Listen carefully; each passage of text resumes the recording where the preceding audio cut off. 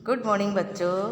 आज हम आपके पाठ्य पुस्तक भाषा कलश में से आपका एक्सरसाइज क्वेश्चन आंसर लिखेंगे।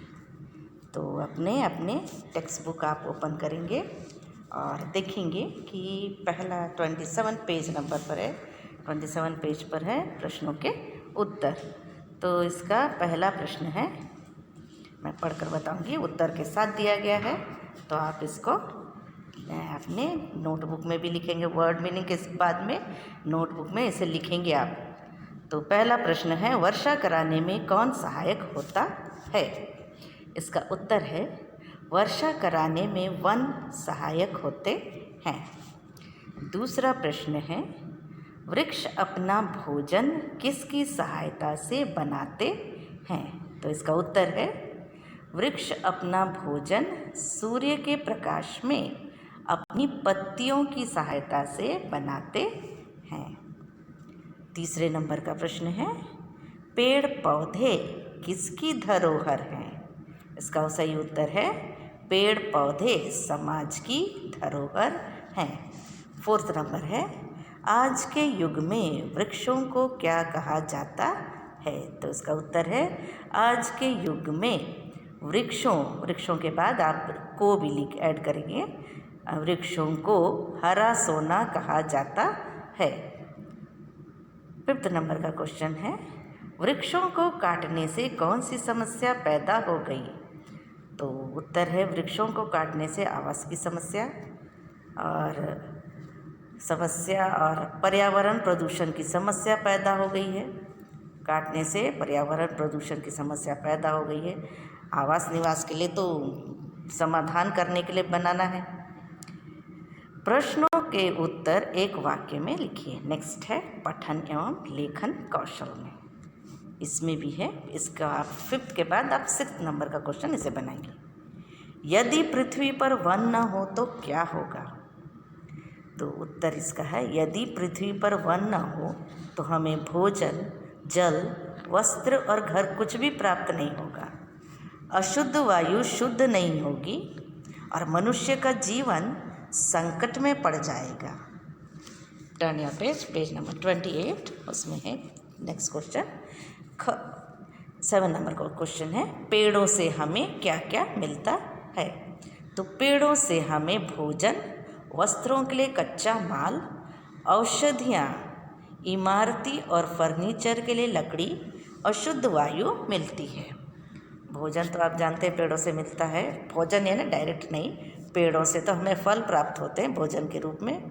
वस्त्रों के लिए कच्चा माल भी पौधों से, औषधियाँ भी, इमारती कहने से, इमारत होने से बिल्डिंग यानी घरों को बनाने के लिए, और फर्नीचर के लिए लकड़ी और शुद्ध वायु हमको मिलती है। 8 नंबर का है, क्या कारण है आज वनों को काटा जा रहा है?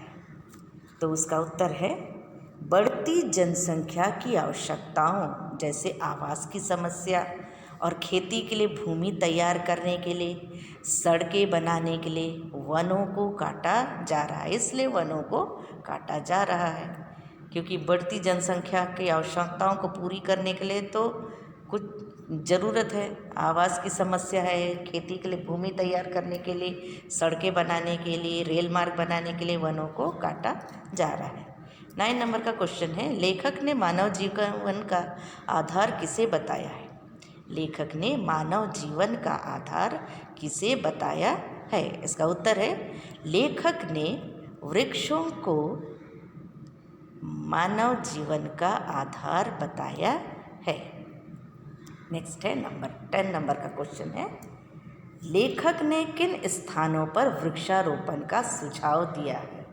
तो लेखक ने सड़क और नहरों के किनारे, इसका उत्तर है, लेखक ने सड़क और नहरों के किनारे और रेल पटरियों के आसपास, खेतों की मेड़ों पर वृक्षारोपण करने का सुझाव दिया है। सड़क के, नहरों के किनारे किनारे, रेल पटरियाँ तो सबसे लंबी है, सड़क जो आवागमन का है, रेल पटरियों के आसपास जो जगह रहती है, साइड में जो जगह रहती उनके पास, खेतों की मेड़ों में, खेतों का जो मेड़ है जिसे मनुष्य चल कर जाते, उन मेड़ों पर भी वृक्षारोपण करने का उन्होंने सुझाव दिया है।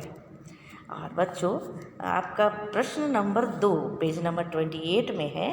प्रश्नों के उत्तर विस्तार से लिखिए। आप इन प्रश्नों के क से लेकर च तक आप ढूंढ कर रखिए और फिर उसके बाद नेक्स्ट क्लास में मैं आपको बताऊंगी, आप ढूंढ कर रखेंगे। और आपका होमवर्क है, आपको मैंने होमवर्क दिया है, सही या गलत भरो। पहला है वन हमारी अमूल्य संपदा है, ये सही है या गलत है आपको भरना है। सेकंड है पेड़ पौधे मानव जीवन के आधार नहीं हैं। थर्ड नंबर है यदि वन न हो तो सारा वायुमंडल शुद्ध हो जाएगा। फोर्थ नंबर है वन वर्षा कराने में सहायक होते हैं। फिफ्थ नंबर है एक व्यापारी आम का पौधा रोप रहा है। सिक्स नंबर है वास्तव में पेड़ पौधे मानव जाति की धरोहर हैं।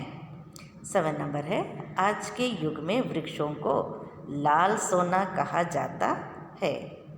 8 नंबर है वन हमारे जीवन का निराधार है, वृक्षों से हमारा जीवन है। अब इसको आपको लिखना है। ये 8 दिए हैं, वाक्य दिए गए हैं जिसमें सही या गलत आपको भरना है। And this is your homework. So आपको प्रश्नों के उत्तर और ये सही गलत आपको लिख के रखना है।